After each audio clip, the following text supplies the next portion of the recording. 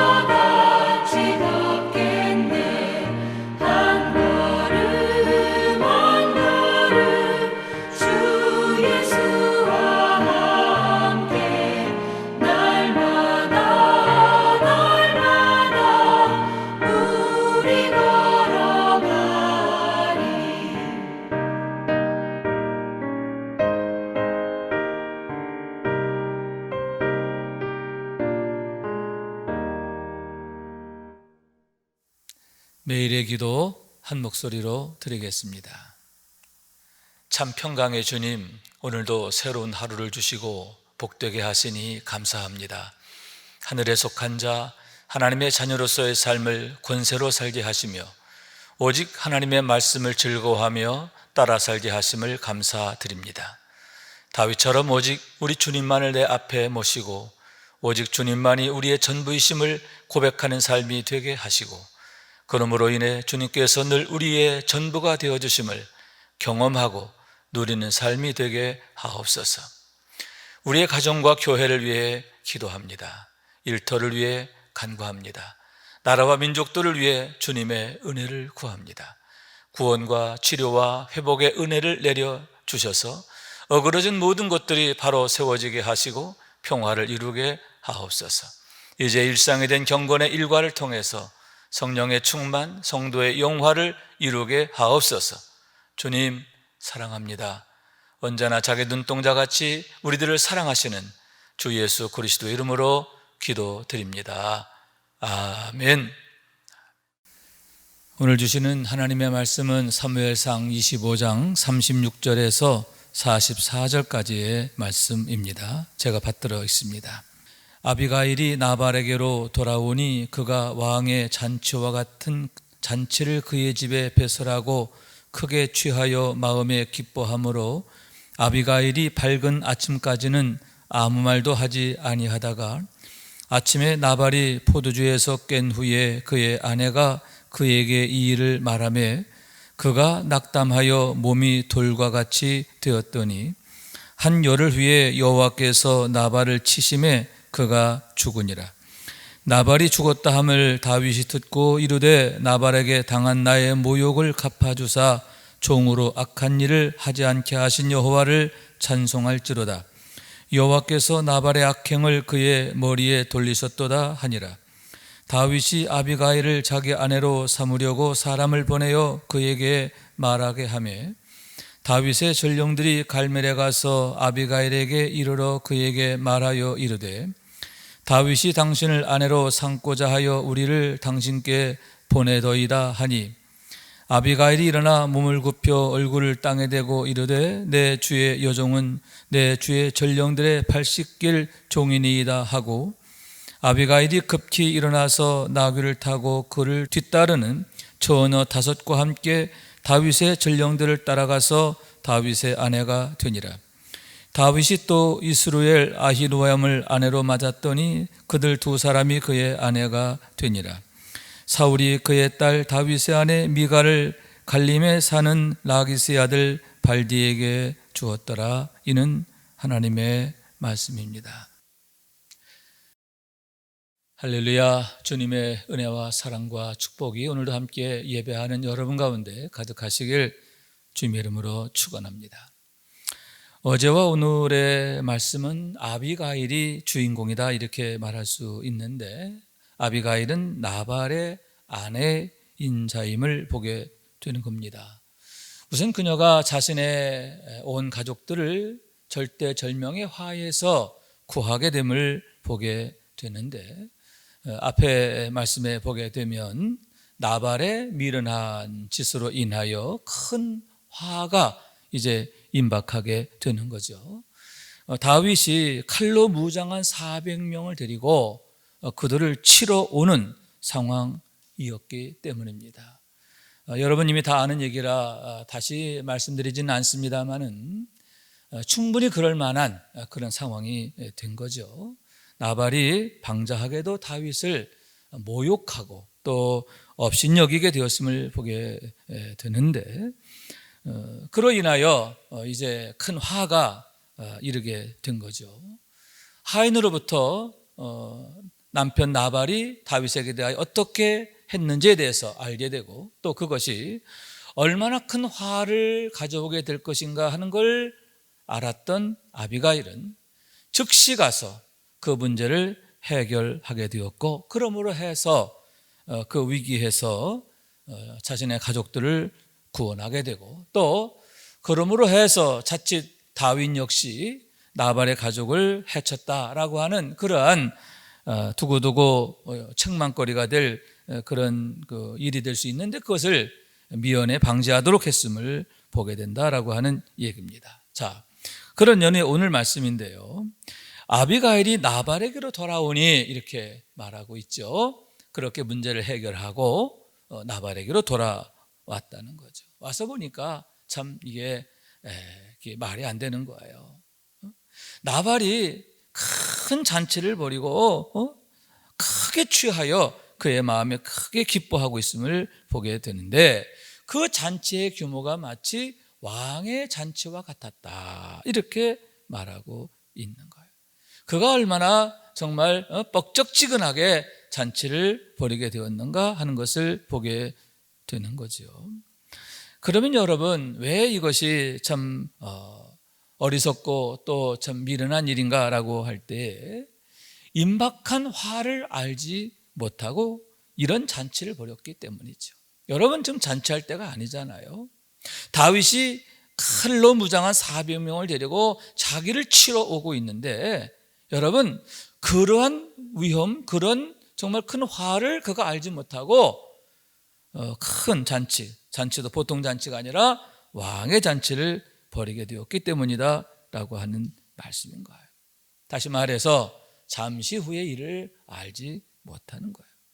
또한 여러분, 문제가 뭐냐, 자신이 어떤 잘못을 했는지 그걸 모르는 거예요. 자기가 어떤 문제를 일으켰고 어떤 화를 가져오게 할 그런 죄를 저질렀는지 그것을 알지 못하는 거죠. 여러분, 사실 나발의 좀 불의함은 두 가지라고 할 수 있는데, 하나는 은혜를 원수로 갚는 거예요. 그동안 다윗으로부터 많은 은혜를 입었거든요. 그러면 그 은혜에 대하여 최소한 보답하는 그런 마음이 있으면 좋을 텐데, 은혜를 원수로 갚았다라고 하는 말씀이죠. 두 번째, 그럼 그 원수가 뭐냐? 다윗을 모욕하는 거예요. 여러분, 다윗이 도움을 청할 때에 어떻게 얘기하냐면, 나는 당신의 아들이다, 그리고 내 종은 당신의 종이다 라고 하면서 아주 극진하게 나발을 존중하고, 또 그러면서 당신이 지금 이 좋은 일로 큰 잔치를 하고 있으니까 당신이 가지고 있는 것 중에서 일부만 좀 우리에게 도와주시오, 이렇게 요청을 하게 되었는데, 이에 대해서 나발이 어디서 났는지도 모를 자에게 주겠느냐 하면서, 도대체 이새의 아들이 누구냐, 이새가 누구냐 하면서 공개적으로 모욕을 하게 되었음을 보게 되는 거죠. 은혜를 원수로 갚는데 어떻게 원수로? 모욕함으로 갚았다라고 하는 말씀인데, 더군다나 그것을 공개적인 자리에서 하게 되었음을 보게 되는 거죠. 자, 그러므로 해서 여러분, 그런 큰 화가 이제 초래하게 되었는데, 그것을 알지 못하고 지금 나발은 부어라 마셔라 하면서 왕의 잔치를 벌이게 되었다라고 하는 말씀인 거죠. 여러분, 때때로 우리도 역시 그러한 어려움, 위험에 빠질 때가 있는데, 미련함에 빠질 때가 있는데, 뭐냐? 죄의 심각성을 알지 못하는 거죠. 죄 가운데 있으면서도 죄의 심각성을 알지 못하는 거예요. 이유가 뭡니까? 마음이 어두워져 있는 거죠. 마음이 어두워져 있어서 분별력이 없어서 그런 거예요. 또한 그런 분별력이 없음으로 해서 오늘 밤의 일을 알지 못하기 때문이다 라고 하는 말씀인 거예요. 누가복음 12장 19절에 보면 어떤 부자가 이제 독백하는 얘기가 나옵니다. 내 영혼아, 여러 해 쓸 물건을 많이 쌓아두었으니 평안히 쉬고 먹고 마시고 즐거워하자. 여러 해 쓸 물건을 많이 쌓아두었다라고 하는 그런 말인 거예요. 여러 해. 그러니까 여러 해 동안은 이제 내가 걱정이 없어, 먹고 마시고 즐거워하자라고 하는 얘기죠. 그럴 때에 하나님께서 그에게 책망하시죠. 20절 말씀, 하나님이 이르시되 어리석은 자여, 오늘 밤에 내 영혼을 도로 찾으리니 그러면 내 준비한 것이 누구의 것이 되겠느냐 하셨으니. 무슨 얘기입니까? 오늘 밤의 일을 모른다는 거죠. 그리고 찾으시는 하나님이 계시다라고 하는 것을 그가 알지 못했던 거예요. 그러므로 해서 그와 같이 온갖 미련함과 방자함을 떨게 되었음을 보게 되는데, 여러분, 나발의 문제가 여러분 어쩌면 우리 가운데 있는 문제들이 아닌가 생각하게 되는 겁니다. 여러분, 지혜 있는 자가 되어야 할 줄로 믿습니다. 지혜 중에 지혜의 근본은 하나님을 경외하는 거예요. 여러분, 하나님을 바로 알게 됨으로 해서 내 인생의 본분이 무엇인지를 알게 되고, 또 그러므로 분별력 있는 삶, 하나님 없이는 살 수 없는, 오직 하나님의 은혜로만 살 수 있는 우리인 것을 늘 고백하고 또 늘 인정하는 삶이 될 수 있기를 주님의 이름으로 축원합니다. 37절의 말씀입니다. 자, 다음 날입니다. 이제 아비가일이 좀 술 취한 남편의 모습을 보고 얼마나 한심했을까요? 그러나 기다렸어요. 포도주가 깰 때까지 기다린 거예요. 그런 다음에 이제 자초지종을 얘기를 하는 거예요. 여보, 당신이 다윗에게 했던 그 일이 얼마나 위험한 일인가, 얼마나 참 큰 화를 가져올 일인가, 또 그로 인하여 어떠한 문제들이 있었는가 하는 것을 이야기하게 되었을 때에 그가 비로소 깨닫고 어떻게 된다고요? 낙담하여 몸이 돌과 같이 되었다, 이렇게 말씀하고 있는 거예요. 아마도 너무 놀라가지고 이제 중풍 걸린 거 아닌가 생각해요. 막 그냥 피가 막 거꾸로 솟으면서 이제 돌과 같이 되었다, 몸이 굳어버렸다라고 하는 얘기지요. 그런데 38절에 보니까 한 열흘 후에 여호와께서 나발을 치심에 그가 죽으니라. 결국 그는 한 열흘 후에 어떻게 됐다고요? 죽게 되는데, 여기서 우리가 주목할 것은 뭐냐? 여호와께서 나발을 치심에, 이렇게 말씀하고 있는 거예요. 여러분, 그가 돌과 같이 된 것 놀라서 그랬어요. 그런데 그가 죽게 된 것은 왜 죽게 되느냐? 하나님이 치심으로 그가 결국 죽게 되었다라고 하는 얘기인 겁니다. 여러분, 외형적으로 볼 때는 다윗과 나발의 그냥 개인적 인간적인 관계인 것 같아요. 그런데 왜 성경은 굳이 나발의 죽음에 대해서, 그가 중풍으로 인하여 결국 열흘 후에 죽었다, 그가 놀라서 죽었다, 또 병이 더욱 악화돼서 죽었다, 이렇게 말할 수도 있는데, 굳이 왜 성경은 여호와께서 그를 치셨다라고 했느냐? 여기에 우리가 주목할 필요가 있다라고 하는 얘기인 겁니다. 여러분, 거기에는 이유가 있음을 보게 되는데, 다윗에 대한 모욕, 그것이 단순치 않기 때문이다 라고 하는 거예요. 여러분, 나발이 거침없이 이새가 누구냐, 이새 하물며 이새의 아들이 누구냐 하면서 어디서 난지도 모르는 게, 그렇게 가면서 다윗을 모욕하게 되었는데, 여러분, 다윗에 대한 모욕이 간단히 어떤 개인 누구에게 한 거와 다른 의미가 있다라고 하는 말씀이죠. 그게 뭐냐면, 다윗은 하나님께서 기름 부어 세운 자라고 하는 사실인 거예요. 여러분, 하나님께서 기름 부으시고 택하시고 세우셨다라고 하는 것은 하나님께서 이미 너는 내 것이라, 그리고 하나님의 특별한 목적을 위해서 구별하신 그런 자인 줄로 믿습니다. 그래서 사무엘상 24장 20절에 보면 심지어는 사울왕조차도 이렇게 말합니다. 보라, 나는 내가 반드시 왕이 될 것을 알고 이스라엘 나라가 내 손에 견고히 설 것을 안다, 이렇게 말하고 있는 거예요. 사울도 아는 거예요. 그리고 그 말을 공개적으로 하게 되었다는 거죠. 자기 부하들이 다 듣는 데서 공개적으로 했다는 거예요. 여러분, 사울이 이렇게 말할 정도라고 한다면 온 이스라엘 백성들 중에 모르는 자가 없는 거예요. 다시 말해서 다윗이 누구냐? 하나님께서 기름 부은 자다. 사울을 대신하여 이스라엘의 왕으로 세우실 하나님의 마음에 합한 사람, 하나님이 택한 사람, 하나님이 준비하는 사람이다 하는 것을 모를 자가 없다는 거죠. 더군다나 여러분, 이때는 이미 사무엘이 죽은 이유가 아닙니까? 감춰질 이유가 없는 거예요. 그러니만큼 나발 역시 그걸 모를 리가 없는 거죠. 다윗이 어떤 사람인지 모를 리가 없는데 그렇게 그를 모욕하는 것.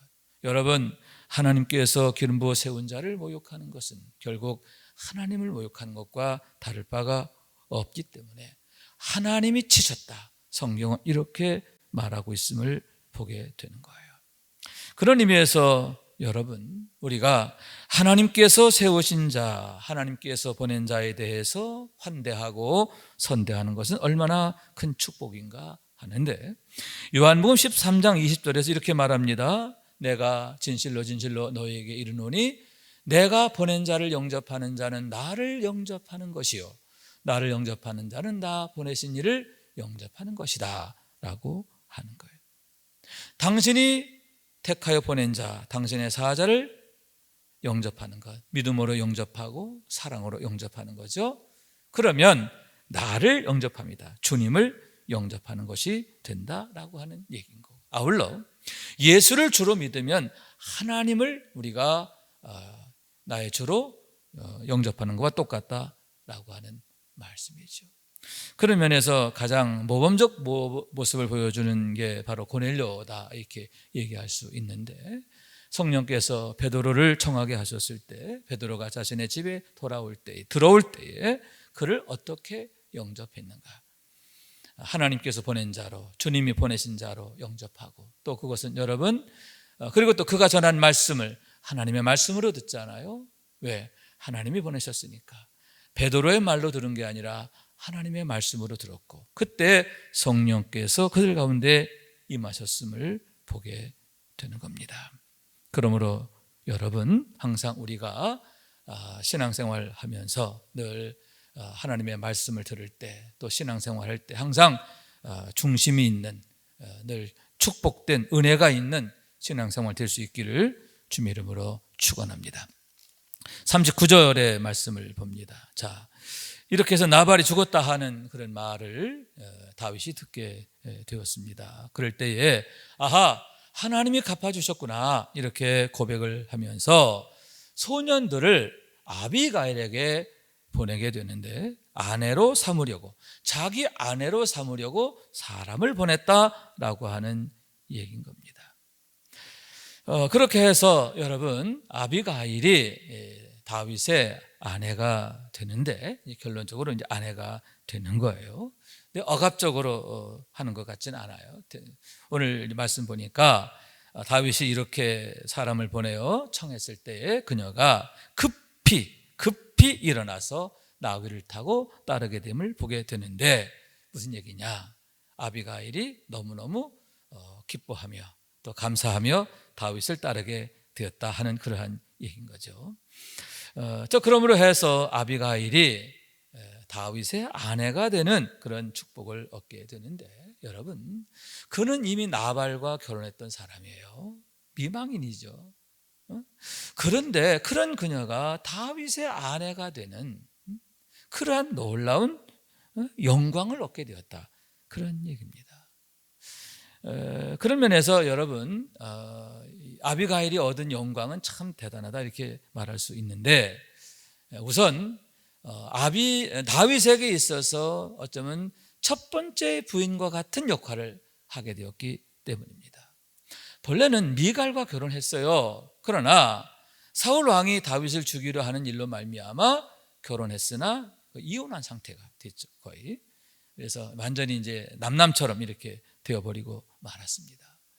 그렇기 때문에 지금 다윗 곁에는 아무도 없고, 또 오늘 말씀 마지막 절에 보면 사울 왕이 미갈을 다른 남자에게 시집 보내는 걸 보게 되잖아요. 자, 그러니만큼 다윗에게 있어서의 아비가일은 어쩌면은 원래는 두 번째지만 거의 첫 번째 부인과 같은 역할을 하게 되었고, 또 그러면서 길랍이라는 아들까지 낳게 되었고, 후에 다윗이 왕이 되면서 이제 왕비가 되는 영광까지도 얻게 됨을 보게 되는 거죠. 자, 그러면 왜 다윗이 그처럼 아비가일을 자기 아내로 삼게 되었을까 하는데, 25장 3절에 보면 총명하고 아름다우니, 아비가일에 대해서 말하면서 총명하고 용모가 아름다웠다 이렇게 말하고 있는 거죠. 그의 총명함이 사실은 그 앞에 나타나죠. 자, 앞의 사건을 통해서 다윗은 본 거예요. 이 아비가일이란 여인이 얼마나 뛰어나고 훌륭한가 하는 것을 경험하게 됐다는 거죠. 그랬을 때에 여러분, 그를 매우 이제 호감 있게 생각하게 되었는데, 그의 남편 나발이 죽었다 하는 그런 소식을 듣고 그를 아내로 삼게 되었음을 보게 되는 거죠. 여러분, 아비가일의 운명이 바뀌었어요. 어리석은 자, 나발이란 뜻은 어리석다는 뜻이거든요. 어리석은 자의 아내였던 그녀가 그러니만큼 얼마나 답답했을까요? 얼마나 불행했습니까? 자칫 남편 때문에 자기도 죽을 뻔했잖아요. 그런데 그런 그녀가 오히려 운명이 바뀌는 역사, 인류 역사의 가장 위대한 왕으로 평가받는 다윗의 아내가 되는 영광을 얻게 되었음을 보게 되는 거죠. 여러분, 아비가일의 인생 역전처럼 우리도 여러분 그리스도의 신부로 아름답게 세워지게 되기를 원합니다. 다윗이 아비가일의 총명함을 보고, 근데 여러분 그의 총명함과 그의 아름다운 용모, 그걸 외형적인 것만을 보았을까요? 아니라고 봐요. 다윗은 그녀의 행동거지, 그녀의 말 한마디, 이런 걸 통해서 그녀가 갖고 있는 정말 내면적 아름다움을 같이 보게 되었기 때문이다. 이 여인은 내 아내가 될 만한 사람이야, 이렇게 생각하지 않았는가 하는 거죠. 그런 면에서 여러분, 주님께서 우리를 보실 때 어떠실까? 정말 너는 내 일꾼이 될 만한 사람이야. 너는 나의 어떤 정말 사자가 될 그런 그릇이야. 너는 내 신부가 될 그런 아름다움이야. 여러분, 우리의 속사람이 주님 앞에서 그렇게 아름답고 귀하게 되기를 원하는 거예요. 왜냐하면 주님은 우리의 겉모습을 보는 게 아니라 중심을 보잖아요. 우리의 중심이 주님 앞에서 그렇게 온전하고 아름답게 세워지게 되기를 원하는 거예요. 그래서 디모데전서 4장 5절의 말씀이지요. 디모데에게 바울 사도께서 디모데에게 당부한 말씀이에요. 하나님의 말씀과 기도로 거룩하여짐이라. 항상 말씀 듣는 생활, 말씀을 묵상하고 말씀을 따르고 말씀을 사모하고, 할렐루야, 항상 말씀을 따르는 삶, 또 기도하는 삶, 늘 성령께 자신을 복종시키기 위해서 하나님의 뜻을 여쭙고 하나님의 마음에 합한 자 되기 위해서 늘 기도하는 그런 말씀과 기도를 통해 늘 거룩함을 이루어 우리의 속사람이 아름다워지는 은혜가 있기를 원하고, 그러므로 해서 주님이 쓰시기에 합당한 그릇, 아멘, 그렇죠, 귀히 쓰이는 그릇 되어질 수 있게 되기를 원하는 거예요.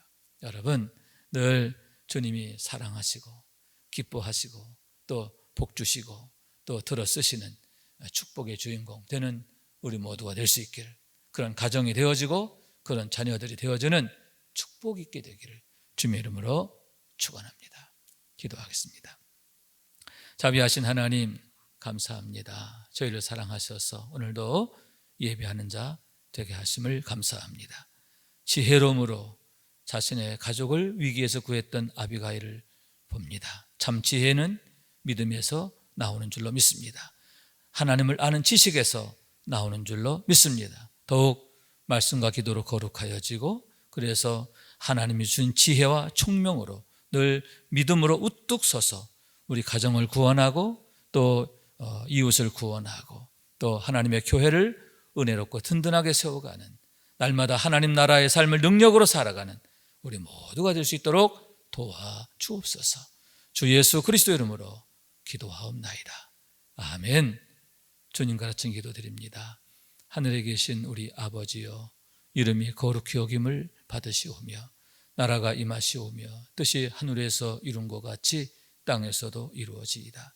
오늘 우리에게 일용할 양식을 주시옵고, 우리가 우리에게 죄 지은 자를 사하여 준 것 같이 우리 죄를 사하여 주시옵고, 우리를 시험에 들게 하지 마시옵고 다만 악에서 구하시옵소서.